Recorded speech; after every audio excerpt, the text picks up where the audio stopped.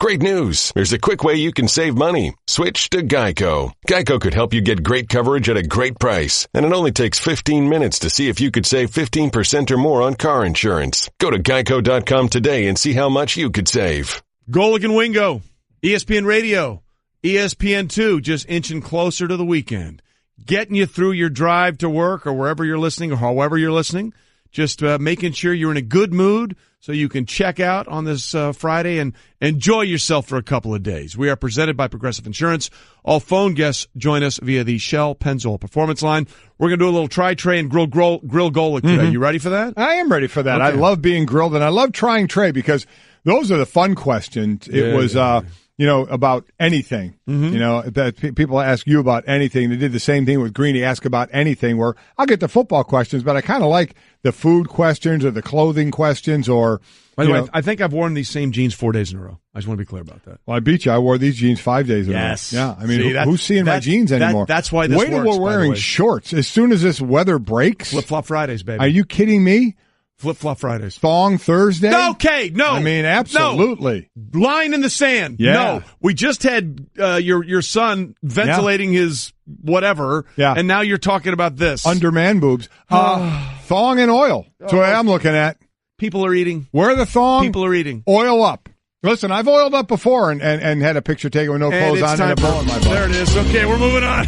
People are trying to digest food. Talking about what's trending. Can you see stop it. Stop it. Stop it. Just stop that now. Approximately 400 Super Bowl prop bets have been posted in Las Vegas. 400, Mike. Now, you really enjoyed this part. Love this. I absolutely love all the, and we're going to get to some of them. They're really, you have your how long is the national anthem going to be, which to me is a lock for the person singing the national anthem to tell all their friends to go ahead and make some money. Right. Because they're the ones that know how long it's going to be, the first touchdown and who's going to throw it, who's going to be the MVP. Heads or tails. They have some really good I'll just give you one, but off these sports, off the Super Bowl bets, or kind of connected, the total number of gold medals in the Winter Olympics for the U.S.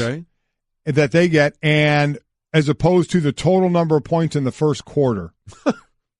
Of the Super Bowl? Of the Super Bowl. Well, let me just say this. Yeah. The last Winter Olympics in Sochi, we had 9 gold medals. Okay. So that would be the number. Will there be 9 total points in the first quarter, of which, again, the New England Patriots had scored zero points in the first. So that's what makes it great. Yeah. 9 points. In the Brady-Belichick era, they have not scored a single point in the first quarter of any of their Super Bowls. That's a bet. How great is that? Gold medals for the U.S. Again, they had 9 in 2014, so we'll see what they get here. And total first quarter points. That's awesome. Well, that's the thing that makes these prop bets. And when we get to Minneapolis next week, we'll have more fun with it. Yeah. There's so many of them, so many different ways you can go. But I really appreciate the creativity. Sometimes with these prop bets. Love it. I would have loved to know what are the odds if you just said, Nick Foles will be starting in the Super Bowl for the season. Oh, my gosh. That's a lottery ticket. Yeah, you'd that's a lottery ticket. You know who thought he wasn't handed a lottery ticket? Russell Westbrook. He was very salty after thinking he was the last pick in the NBA All-Star draft. He scored 46 points in the Thunder's 121-112 win over the Wizards. But, the list came out that he was on LeBron's team, and his name was last. And he did not take it well. No, he did not. Do we have it now? Can we go? Do we have the sound? We got to hang on to it, I guess. This snuck up on him. I'm confused. Well, we're actually going to play it. We're going to let you. Russell, again, he saw this list before his game. Is this network time filling right now? And he was mad because he felt it was the last pick. Scored 46 in the game. Had a great game. But just the reserves. Let's go through it again. These are how the reserves were announced: LaMarcus Aldridge, Bradley Beal, Kevin Love, Victor Oladipo, Kristaps Porzingis, John W.A. Wall, and Russell W.E. Westbrook. So you know where we're going with this thing of why it's listed that way. But Russell Westbrook, he didn't really kind of get that in the beginning. Oh, hey, this is working out well. Hey, TV! We do this all the time! Here we go. Russell Westbrook. Smokes. Thoughts on being picked by LeBron for the All-Star team? Oh, that's cool, man. That's good, man. Finally, they got the teams figured out. How do you really feel? Well, I see I was the last pick on this. I was just trying to figure out, Alphabetical. It was alphabetical. See, I told you, man. course I was first. By the way, that was Carmelo Anthony. Tell him how you really feel. I love that. Tell him how you really feel. Which means they obviously had discussed this, and Russell was mad about it, but he had an inkling it was alphabetical, and it was, and he was told that. So, but then he said, "I told you I was first." Kevin Durant. The only thing we know is Kevin Durant was the first pick of this draft when they were picking the starters. LeBron picked Kevin Durant. After that, we don't know, and I think. I agree. You said it earlier. I think even the players realize they blew it. Yeah, the players got all kind of, feelings hurt thing, and they didn't want it public. They didn't want this on TV. They didn't want it public because they thought, some feelings are going to get hurt. And I think they realized that was just a ridiculous thought. Have some fun with this thing. It would have been fun. The NHL had fun with this thing for years when they did it. So they absolutely blew it. It's a great idea because you're always looking to mix things up a little bit, and they blew it by not televising The it. best part of that exchange with Westbrook and Carmelo is it probably went down like this in the locker room. He's like, man, that's got to be alphabetical, right? I couldn't be last. No, man, I think you got disrespected. No, man, they're slighting you, man. So then you're like, yeah, I'm angry. Yeah. And then they get him to say that, and it's like, of course it's alphabetical. I mean, they totally set him up there. Oh, yeah. That's how that went down that entire situation. And there's a lot more. We'll get into those selections and what they mean a little bit later. And we knew this was coming, Mike. Mm-hmm. And I'm sure this will be on Dan Le Batard's show today, and it'll be continued. The Marlins continue to get rid of everybody. Christian Yelich became the fourth starting position player from the 2017 team to be traded away by the Marlins. Listen, I mean, it's a fire sale. Basically, Derek Jeter said they were going to drop the payroll down, I think, between $85 and $90 million. And the only way you're doing that is getting rid of money guys. So while it shouldn't be a shock, I get why Dan and everybody down in Miami who's a fan of that team are mad because you were told it wouldn't happen. But I have to believe anybody, I don't know this for a fact, but anybody that was going to take over that team wasn't going to add to that salary. Nope. Maybe they would have kept Stanton. I have no idea.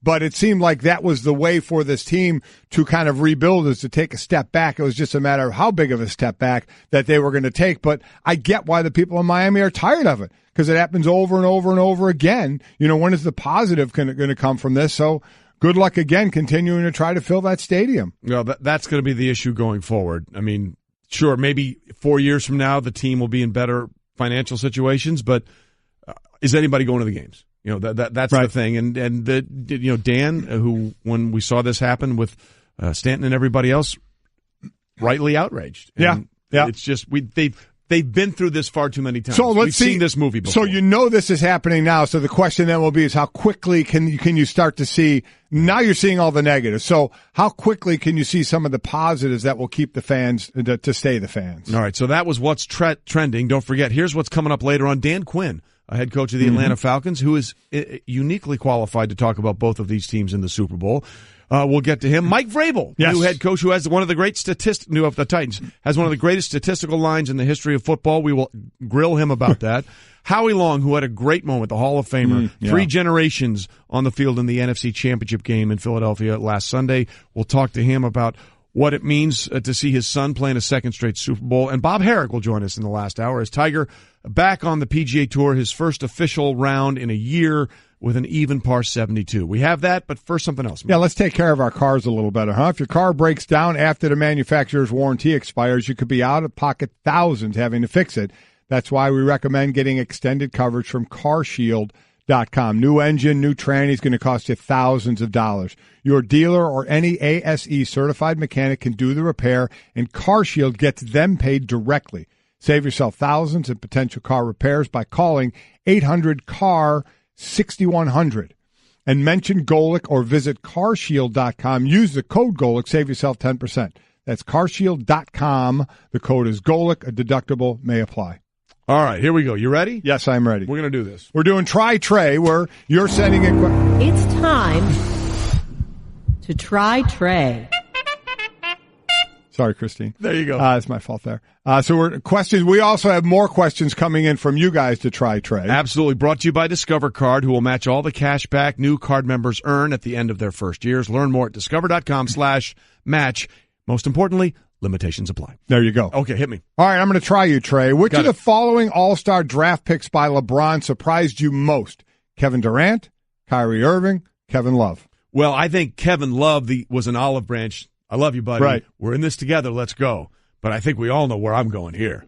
He picks Kyrie Irving. Yes, he does. What does that mean? It means he's going to be a Boston Celtic in the 2018-2019 season. I think that's pretty clear. What's the easiest way for LeBron James to get to the finals outside of joining the Golden State Warriors? Oh, make the best team in the East, baby. Yes, which would be? The Boston Celtics with Kyrie Irving, LeBron James, Jason Tatum, a healthy Gordon Hayward. We'll have 1,000,000 6'7", 6'8" guys on that team, but so what? Or we're getting all kinds of people in. I've seen LeBron in the Massachusetts area. I've seen him buy 4 luxury homes at Cape Cod. That's it. We are throwing gas on this fire. Why not? That's the one I see. LeBron, that he's going to be a Boston Celtic. I'm with you. I am all on this hot take with you until somebody really, really with a lot of smarts says no way, and then I'm jumping off your bandwagon. You know what? I will follow you on that down that rat hole. Absolutely.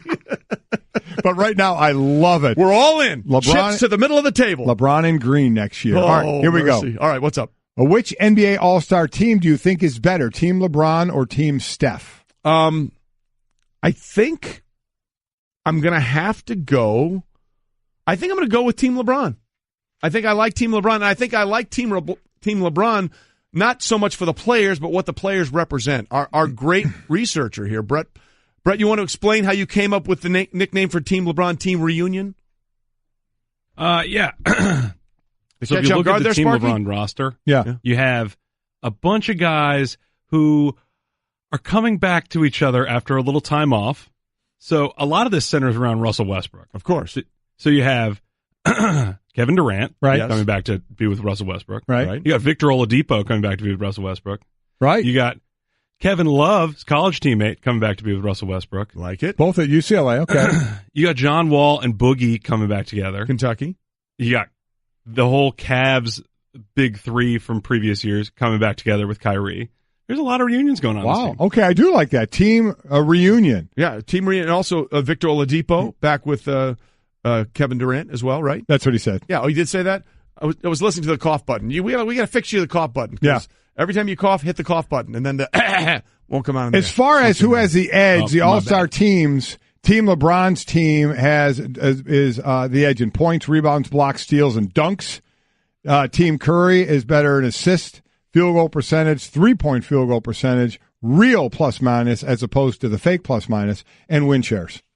I don't even know what fake plus minus is. There you go. It's war. Onward we go. Yeah. What's up? All right, Trying Trey. Yep. Tiger Woods had an opening round, even par 72 at the Farmers Insurance. What did you see that was encouraging, and what did you see that was discouraging? Well, I think the encouraging thing was he was swinging free and easy. You know, there didn't seem to be a lot of tension, and I think there was a one-way miss. The worst thing you can be in a golfer, especially off the tee, is if you're playing Army golf. Left, right, left, right, left, right. Most of his misses were out to the right. So that's something, if you know that, you can correct Fix it. If you're hooking it and you're slicing it, that's a problem. So I think that was one of the most encouraging things was there was one miss, and it was to the right. And the fact that he was swinging the driver free and easy. At one point, he drilled one. I mean, Charlie Hoffman's one of the biggest hitters on tour out there. And when he squared up that driver, I think it was on 16 or 17, I can't remember, he pumped it 30 yards past Charlie Hoffman. So the fact that the driver was working decently,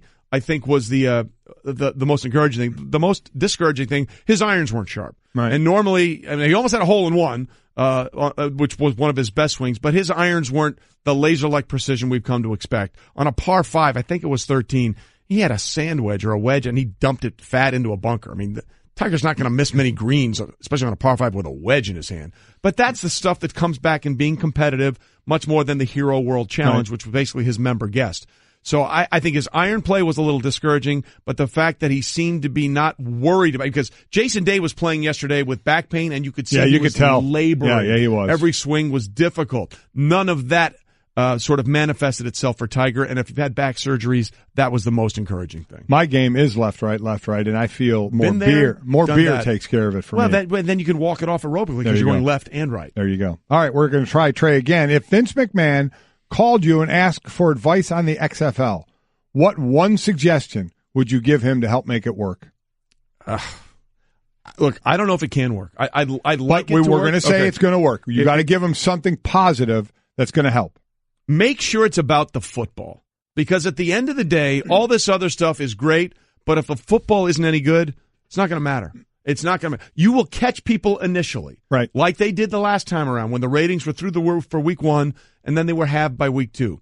If the football isn't good, none of the other ancillary stuff matters. And, they tried the whole Rebel thing last time with the way he screamed this. Right. Don't press the... This is that was pretty cool. It was great, and it got people fired up, and then the cheerleaders were in the stands, and they were the Rebels, and at the end of the day, the football wasn't very good. Right. And that was the problem. So if you want to make it work, forget, I know you're all about the marketing, and all that stuff is wonderful, but if the product on the field isn't what people expect from professional football, it's not going to work. It's that simple. All right, here's one I know is going to rile you up a little bit. Mm-hmm. What's your response to Rockets GM Daryl Morey, who tweeted the following... Morey, I'm sorry. I always say Morey. We'll assuage that word. Don't worry about it. I assuage that. This is what he tweeted out. I know you're going to love this. Okay. TikTok. It's just a matter of time before the NFL is basically irrelevant as a sport. No global base. No one plays anymore. Hey, Daryl, you might want to look at this thing called TV ratings, because of the 100 top viewed shows in the United States in 2017, 81 of them were sporting events. 64 of them were NFL games. And of the top 10 shows viewed in 2017, NFL had 1, 2, 3, 4, 5, 6, 8, 9, 10. The only other one in the top 10 was the Oscars. So this is a neat little theory, and it's cute, and it's wonderful. And the ratings for the NBA are up. Yeah, they are. Absolutely up. But call me when you get the numbers for a playoff game that most NFL regular season games get. So are there issues with the NFL? Absolutely. Yes, there are. Are fewer people playing it? Absolutely. Is it still the surest bet in television? Absolutely. So, look, I don't know if we're ever going to see something that had the dominance, say, of 5 years ago of the NFL, right, in terms of our fascination with the sport and the ratings in the sport. And that's a fair argument, and it's perfectly true. But that's ridiculous. Well, listen, it's ridiculous. I agree with you. And the numbers were down in Little League, and they're getting back to being back up again. Correct. They're still dealing, obviously, with things in football that we know about to try and keep the younger players playing. But, our own Jalen Rose, we've had this discussion before. He thinks that basketball has surpassed football. I believe he does, and I couldn't disagree more. The ratings are going up in basketball, and they're going down in football. Football is still the most popular sport out there. And as far as not being global, it never was global. It's never been global. And NFL is never going to be global. No, they're going to try, I get it, but it's not going to be global. Certainly nowhere near like basketball, baseball, or hockey is global, especially basketball and hockey. It is not. We're not saying that there aren't issues with the NFL, and we're not saying that the NBA isn't trending in the right direction. Right. Both of those things are true, but the idea that this is going away anytime soon, that's just a false narrative. Yep. It's a false narrative. Last one. What was your favorite Pro Bowl event last night? There were a couple different things you could have looked at. You had from the Pro Bowl, they played dodgeball, they played kick-tack-toe, best hands, gridiron gauntlet, precision passing, and also, I believe it was on CBS, they had the talent competition, right? Yeah. That was on last night as well, from football players, top talent from football players. Yeah. So from the Pro Bowl and or the top talent, what did you like? I love dodgeball because it's just, it's basic, our guys against your guys, a sport that everyone grew up playing, and to see them sort of go back the inner child, it was great. I love the dodgeball. I love dodgeball. Yeah. I'm with you. I liked last year. I don't think they didn't have it this year when they had the ball up on the drone drop. Yeah. I kind of like that as well, but I would go with dodgeball. Oh, I would like them initially to throw a wrench, because if you can dodge a wrench, you can dodge a ball. That's exactly as we all right. know. But the talent competition, let's hear that the winner was Justin Tucker. He sang. Jonathan Stewart played the piano. Kevin Zeitler, the big old lineman for the Browns, had his dog and did dog tricks. Did you ever play an instrument? I piano lessons growing up, and then you stop. Yeah, me too. As you go on, you get busy doing things, and then just like, oh man, I wish I'd have kept doing that. Because as I've always said, athletes want to be entertainers, and entertainers want to be athletes. So you always wish you stuck with what you were doing when you were a kid. But that's impressive. It really is. Tucker and Stewart, and then as I said, Kevin Zeitler did dog tricks with his dog. Which offensive lineman, be who you fun. are. There you go.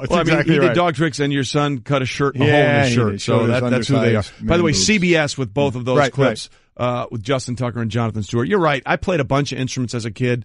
and I regret I couldn't do any of it now. Yep. I mean, it would be like would love to be able to just grab it and start playing it. Wouldn't it be fantastic? right now, me sitting down at a piano, it would be like playing with oven mitts. Yeah. It would be like. Yeah. It would be all over the place. Yeah. It would be terrible. Oh, they're telling me I got to go. Okay. Stanzik, See ya. let's go. Have a good morning. All right, see you. Stanzik, give me the wrap-up sign, too. All right, big boy. Let's take our time and enjoy this for a moment. Yeah. No, coming up, not many people know the Super Bowl teams better than our next guest, whose last two playoff losses were to the Patriots in the Super Bowl last year and the Eagles this year. But he's also a really good coach. Yeah, let's be honest about that. I feel like we're setting him up there. Dan Quinn's going to join us, head coach of the Falcons, to talk about these two teams. Attention shoppers, clean up on aisle 14. Clean up on aisle 14. Someone dropped a jar of pickles. Pickles. Kosher pickles. Beatboxing at a big box store. Surprising. What's not surprising? How much you could save by switching to Geico. A red minivan has the lights on in the parking lot. Geico. 15 minutes could save you 15% or more. Geico.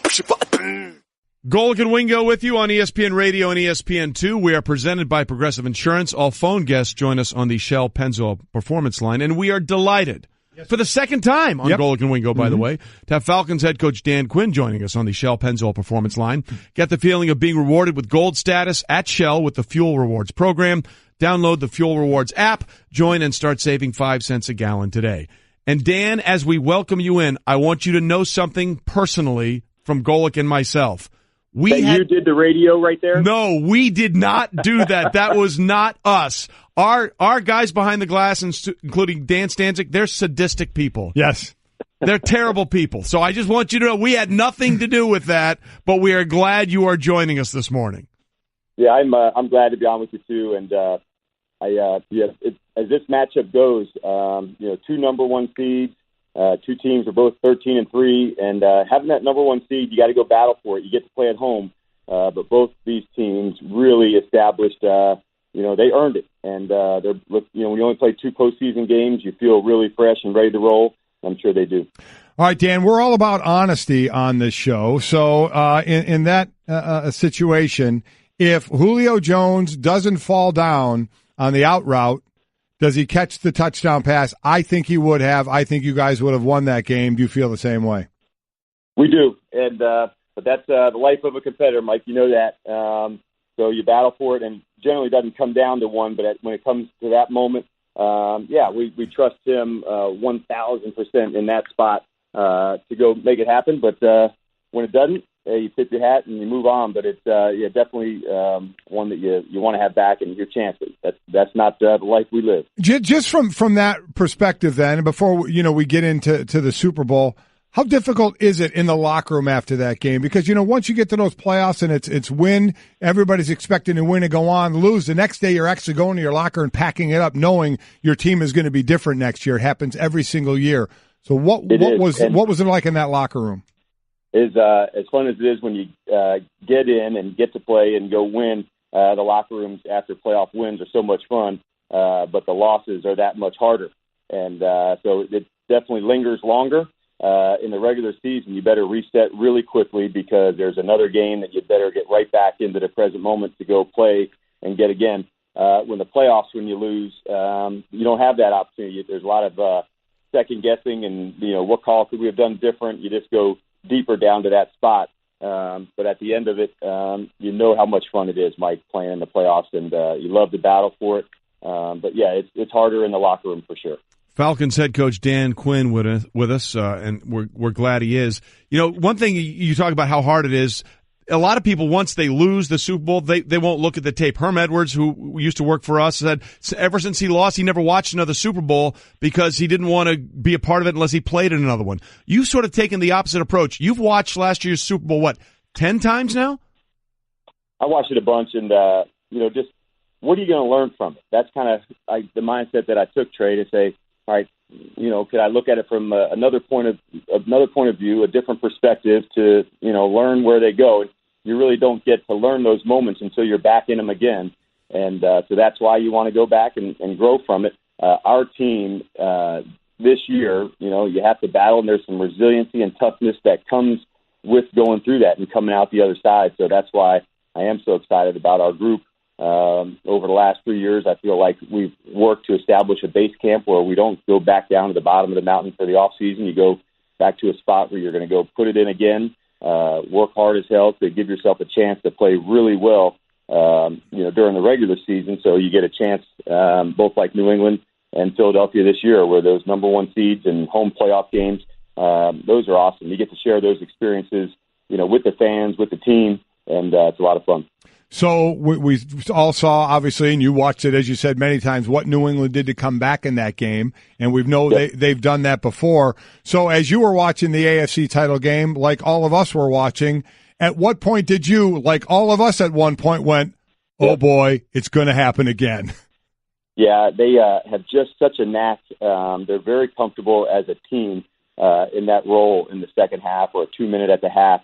And those are the ones they've just got terrific poise in those moments. And I think situationally, they've shown they're the very best at that in terms of owning those moments.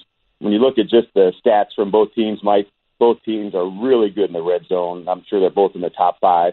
And usually when you're really good in the red zone, you're scoring offenses too. And then both their defenses, are near the top 5 or in the top 5. So that's why I think this is a hell of a game. Both teams earned it, battled for it, and they're not one-dimensional in any way. Both teams have really rock-solid offenses that, kind of, in my opinion, highlighted by really good red zone play. And then both defenses, although the style is different, that's true with a lot of teams. And their styles are different, but they're both really effective. And then I'd say the last part is both teams, and you know this, when you're in the plus in the turnover margin, you've done a good job. Not only did you take care of it, but you created some takeaways. So these two guys, they're more evenly matched than you think. They play it differently, but both of them are really good. Before we get to the Eagles, in preparing for New England, like we all saw the second half of that Jacksonville game, and we're saying, why are you just slamming it into an 8-9-man front and giving Bortles a second and long on defense? I mean, they're chipping your ends, bring someone else up the middle outside of your 2D tackles. We were kind of looking at game planning of doing things differently. You say you've watched that Super Bowl a ton of times. Would you have done something differently game plan-wise? There's execution of just letting the players execute, and there's game plan of how you would do it. Would you have changed things? Yes. Yeah, no doubt about that. That was probably the first thing that came through to say, okay, what other calls, would you make? And I'd say probably starting defensively, when you go through, ended up being 90-some plays. So you better have enough variety when you're playing somebody as skilled as New England is offensively. They're ready to answer, and you got to be ready to answer. So sometimes when you're not prepared to generally make 90 calls, seems like a high number for the college guys. It probably doesn't, but that would be one side. And then on the other side, offensively, what do you go back to do differently? Yeah, for sure, you go back and say, these are the changes, these are the ones.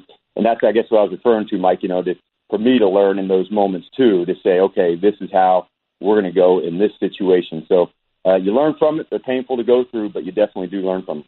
Falcons head coach Dan Quinn on with us this morning on Golic and Wingo. So at the first glance, I think a lot of people will say, look, the Patriots obviously are who they are.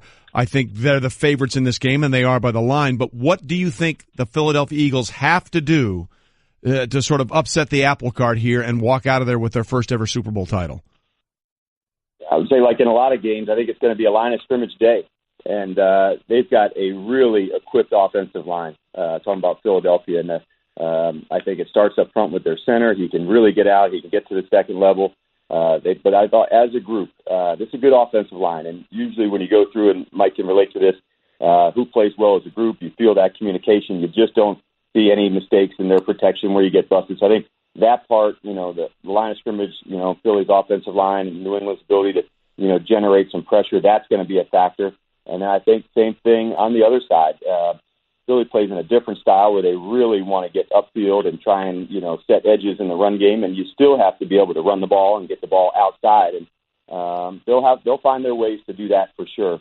But I think that, to me, it's going to be a line of scrimmage day. And who can affect the quarterback, who's going to be able to, move the ball on the ground. That's going to be a real factor, in my opinion, Trey. Falcons head coach Dan Quinn with us. Dan, I got to ask this question because the Vikings came so achingly close to being the first team ever to play a Super Bowl in their home stadium. Next year it's in Atlanta.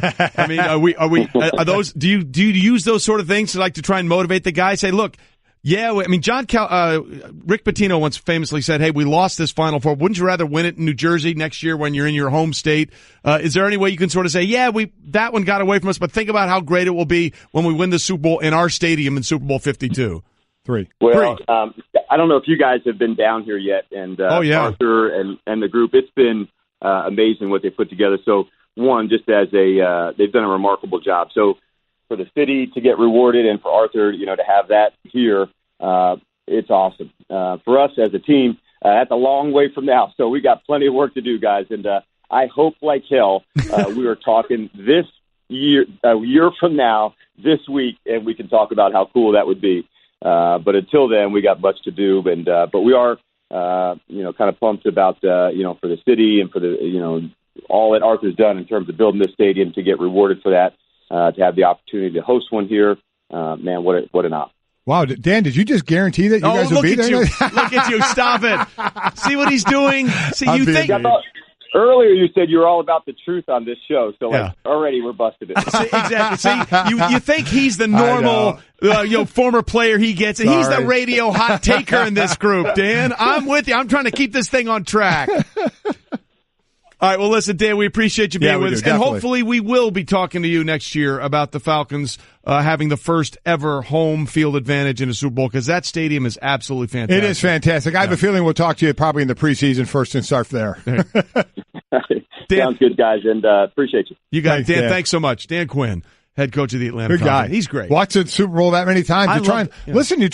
You do one of two things. You put it away. Yep. You bury it. You say, I don't want to deal with it anymore. Or you say, you know what, let's learn from it and see what we can do differently if we can get something from it to use it going forward. I think it's awesome that he's watched it that many times. All right, coming up, 2 players in this year's Super Bowl can do something that only 2 players have ever done, and you'll hear from one of them. There's a club of 2 in the history of the Super Bowl. There's only 2 players in the history of the Super Bowl that have managed to pull this off. Right. That is win back-to-back Super Bowls while playing for 2 different teams. And playing is the key word. Playing is a key word there, yeah. Because there's been a bunch of guys that have been on, at least one other one that we know of, that have been on a couple of teams from different, they've gone to back-to-back Super Bowls in different teams and won them both. The only 2 that have played in the games, Ken Norton played in Super Bowl 28 for the Cowboys and then won Super Bowl 29 as a member of the 49ers. Deion Sanders played in Super Bowl 29 and won for the Niners, and then went to Dallas and won Super Bowl 30 with the Dallas Cowboys. So they're the only 2 that can say we've won back-to-back Super Bowls while playing for 2 different teams. So there's 2 people. We can double that number. We can double the club in Super Bowl 52 because both Chris Long and Howie Long's son, who will join us later on in the show, and LeGarrette Blount, the running back, played and won for the Patriots last year, and now they're both members of the Philadelphia Eagles and have a chance to do what, as we just said, Ken Norton and Deion Sanders did in the 90s. And, whenever you see a guy going up against his old team, you think, I bet you have a lot of friends on that team. There's a lot of, but hey, remember you from last year? Well, apparently, getting ready for this week, LeGarrette Blount is having none of that. Straight enemy mode. Ain't no friends. Ain't no friends. Ain't no, no homies. No, none of that. We know what we're going to do. They know what they're going to do. We both got the same goal in mind, and it ain't no hard feelings, but it just is what it is. I think that's the way you have to approach it, right? He's right. I mean, what would you expect differently? Yeah. I mean, this is the Super Bowl. I had this experience the first year of free agency when there were 11 free agents in Philadelphia, including Reggie White, who went to Green Bay. Well, I ended up with 3 of my teammates in Miami. Myself, Keith Jackson, the tight end, Keith Byers at running back, and Ron Heller at offensive line. We were all on the Dolphins. Naked fight Ron Heller. Yeah, there you go. Yeah. And we went that next year when we all left Philly, we went back to Philly that year to play against the Eagles, which was still a ton of our friends, minus the 11 free agents that went somewhere else. But 11, guys we had played with, because remember, we all left that first year of free agency. So there was a group of us that were together for 6-7 years because there was no free agency. So we had a great core of players. And then that first year of free agency, a number of us left. But we did. With Miami went back, it was actually that the game where Don Shula broke the record for most wins was in that game we won in Philly. But we played against all our old teammates and friends. I mean, we were really good friends. LeGarrett's right. You can't. And now magnify it to the Super Bowl. That's off for 60 minutes, man. I mean, you're playing a game. You do what you got to do. You shake hands before games. You shake hands after the game. But during that time, man, that's the enemy. And let's be clear about another thing with LeGarrette. Chris Long was sort of out of use with the Patriots. Yes. So he was going to move on. They all understood that. LeGarrette was like, bro, I scored 18 touchdowns for you guys last year. I scored 18 and you're just going to cast me aside? Mm-hmm. So I think the chip on LeGarrette's shoulder is probably a little bigger than it is on Chris. You're going to see a guy that really wants to get in the end zone when we get by that goal line. He is going to want to truck some people he is. for the New England Patriots. The question is, will he have that opportunity, and will he cash in? All right, coming up, we've got 2 returns, and we're not sure if either of them will be a success. Plus, Mike Vrabel will join us, as will Howie Long. Lots more coming for you on Golic and Wingo on a Friday.